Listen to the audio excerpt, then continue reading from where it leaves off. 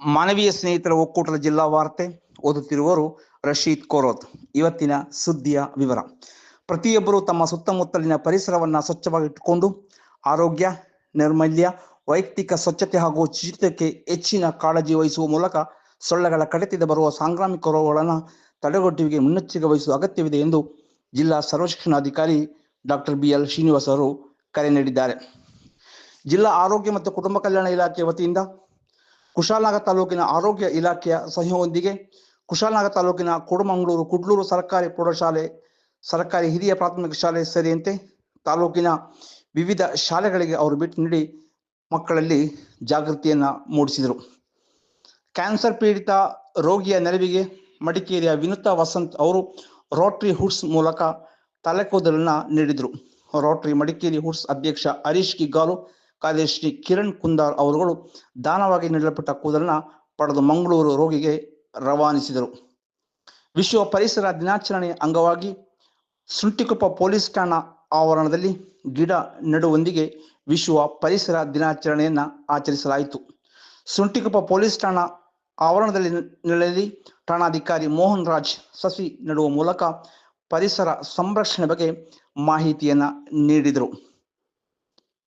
ವಿರಾಜಪೇಟೆ ವಿಧಾನಸಭಾ ಕ್ಷೇತ್ರದ ಗೋಣಿಕೊಪ್ಪ ಪಂಚಾಯಿತಿ ಹಳೆಯ ಕಟ್ಟಡ ಸಭಾಂಗಣದಲ್ಲಿ ಹಿರಿಯ ನಾಗರಿಕರಿಗೆ ಸಾಧನ ಸಲಕರಣಾ ವಿತರಣಾ ಕಾರ್ಯಕ್ರಮ ನಡೆಯಿತು.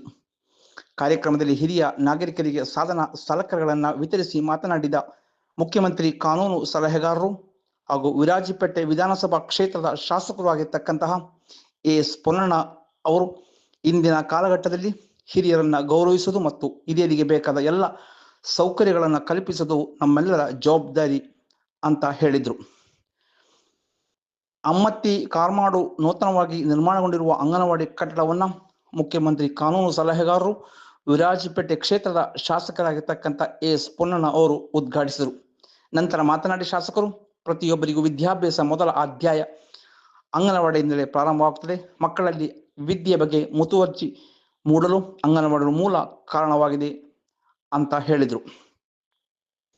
ಕೇರಳ ರಾಜ್ಯ ಕನ್ನಡ ಚುಟುಕು ಸಾಹಿತ್ಯ ಪರಿಷತ್ ಕೊಡಗು ಜಿಲ್ಲಾ ಘಟಕ ಮತ್ತು ಕೊಡಗು ಕನ್ನಡ ಭವನ ಸಂಯುಕ್ತ ಆಶ್ರಯದಲ್ಲಿ ಕೊಡಗು ಜಿಲ್ಲಾ ಚುಟುಕು ಕಾವ್ಯಶ್ರೀ ಪ್ರಶಸ್ತಿ ಪ್ರದಾನ ಮತ್ತು ಕೊಡಗು ಕಾವ್ಯ ಕವಿಗೋಷ್ಠಿ ಕಾರ್ಯಕ್ರಮ ಜುಲೈ 6ರಂದು ನಡೆಯಲಿದೆ.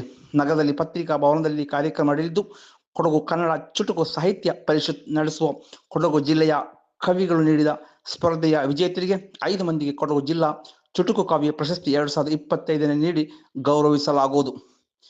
ಜಿಲ್ಲೆಯಲ್ಲಿ ಸೋಮವಾರ ಬೆಳಗ್ಗೆ 8:30 ಕೊನೆಗೊಂಡಂತೆ ಕಳೆದ 24 ಗಂಟೆ ಅವಧಿಯಲ್ಲಿ ಸರಾಸರಿ 4.61 ಮಿಲಿಮೀಟರ್ ಮಳೆಯಾಗಿದ್ದು, ಕಳೆದ ವರ್ಷ ಇದೇ ದಿನ 22.44 ಮಳೆಯಾಗಿದ್ದು, ಜನವರಿ ಇಲ್ಲಿಯವರೆಗೆ ಮಳೆ 785.60 ಮಿಲಿಮೀಟರ್, ಕಳೆದ ವರ್ಷ ಇದೇ ಅವಧಿಯಲ್ಲಿ 403.67 ಮಿಲಿಮೀಟರ್ ಮಳೆಯಾಗಿದ್ದು, ಮಡಿಕೇರಿ ತಾಲೂಕಿನಲ್ಲಿ ಇಂದಿನ ಸರಾಸರಿ ಮಳೆ 23.5 ಮಿಲಿಮೀಟರ್, ಕಳೆದ ವರ್ಷ ಇದೇ ದಿನ 41.73 ಮಿಲಿಮೀಟರ್ ಮಳೆಯಾಗಿದ್ದು, ಜನವರಿಯಿಂದ ಇಲ್ಲಿಯವರೆಗೆ ಮಳೆ 1158.6 ಮಿಲಿಮೀಟರ್ ಮಳೆಯಾಗಿದ್ದು, ಕಳೆದ ವರ್ಷ ಇದೇ ಅವಧಿಯಲ್ಲಿ 573.21 ಮಳೆಯಾಗಿದೆ.